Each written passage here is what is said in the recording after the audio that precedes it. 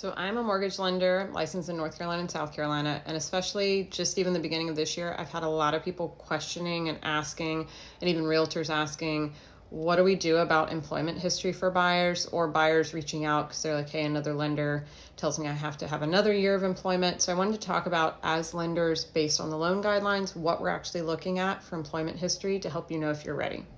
For almost every loan type, we'll have to gather a 2-year employment history. That does not mean you have to have been with the same employer for the entire 2 years. Could be different employers. Doesn't even have to be the same type of industry necessarily for the last 2 years. Now, if you've had 10 different jobs in 2 years, that could definitely come up as a red flag from an underwriting standpoint, because really what that 2-year history is looking at is continuation of income. Will you be able to continue to hold a job based on your previous history to be able to continue to make that mortgage payment? So even if you were working part-time before and now you're working full-time, again, we're just gathering the 2-year history. You don't have to have even have been full-time for the last 2 years. Now, depending on the loan type that you're going with, based on your credit, debt to income, etc., some of them will require us, especially if you're in a variable hour job and you're not guaranteed the same amount of hours every single pay stub or like salary. If your hours vary, they may require us to do a 2-year average of your income. So that can be tough if you were part-time and you're just now going into full-time. That could make it difficult to show enough income immediately to help you qualify, but it's not an automatic no. There are also different types of employment that are your non-traditional employment. For example, being a student. If you were a student and you're just now getting your first big person job, that student time frame counts as employment. We've had people that were stay-at-home moms or at home taking care of a family member for the last year. That can also count during that employment history. We're just explaining what you have been doing. So it doesn't even have to be that you've been in the workforce in the traditional way for the last 2 years even.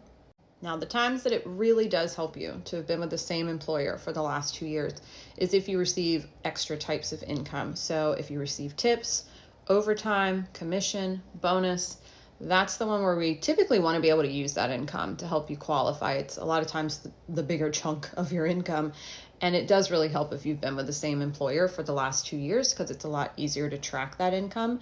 So if you were working at a traditional W-2 job with no extra pays for a year and you're just now getting into an industry where you're making commission, typically we need close to 2 years of that to be able to use that extra income, because we need to see how much it's going to continue.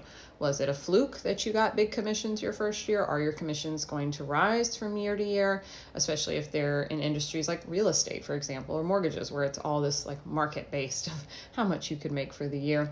That's why we have to really see a history. So it can be difficult if you're just starting to get those pays. We really do typically need to see 2 years. But we've also had people that have, a good example is a car dealership, where they worked at one car dealership for a year and then another one for a year, but they were commissioned on both sides. So we were still able to use that average, and they didn't have to be at the new job for the full 2 years. Now, where you will typically hit your roadblock, though, 99% of the time, is the self-employment side. Almost every loan type in this entire world requires 2 years of self-employment history. And what that really means typically is 2 years of tax filings even.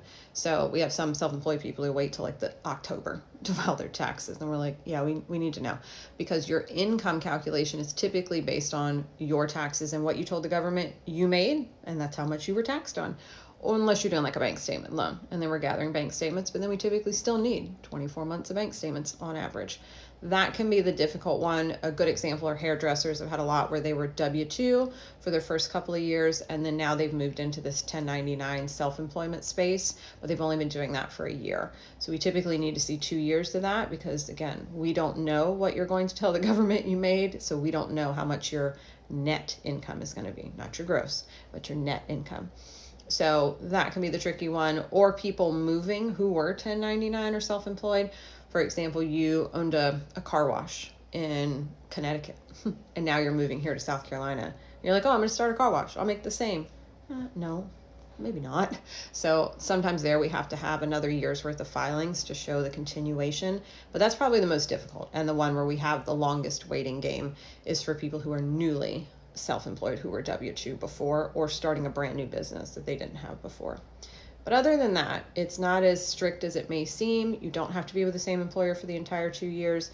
You can have switched jobs. You could have been a student. You could have been a stay-at-home mom technically, or stay-at-home dad. So I would say if you have questions or you've been turned down by another lender and you're wondering, definitely reach out. I'm happy to review your situation and chat.